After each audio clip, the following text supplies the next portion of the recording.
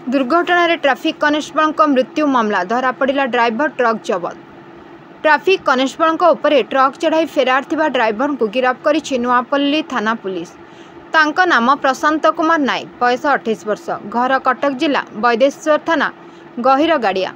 प्रशांत को पुलिस आज सकाळे रसुलगढ़ गिरफ्त करने सह आइचर ट्रक को जबत करिछि। पुलिस सूचना अनुसार ट्रैफिक थाना 1 रे कार्यरत कनेस्टेबल मधुसूदन किरसानी, बयस 42 वर्ष, गत 29 तारिख रे राम मंदिर छकरे ट्रैफिक ड्यूटी करथिले। ड्यूटी सारी राति रे से खंडगिरी निकटस्थ भड़ा घर को फेरुथिले। राति 10टारे से कलिंग स्टेडियम 9 नंबर गेट निकट रे जाउथबा बेले बेपारुआ भावे गाड़ी चालना करी प्रशांत तांकु धक्का देथिला। मधुसूदन बाइक सह तळे पड़ी जाइथिबा बेले तांको मुंड उपरे प्रशांत गाड़ी चढ़ाई फेरार हो जाइथिले। घटनास्थल रे मधुसूदन को मृत्यु घटिला। नुआपल्ली थाना पुलिस घटनास्थल रे पहुंची मधुसूदन को मृतदेह जबत करने सह एक दुर्घटना जनित मामला रुजु करथिला। कैपिटल हॉस्पिटल रे शव व्यवच्छेद कराई पुलिस तांको परिवार लोकों को हस्तांतर करथिला।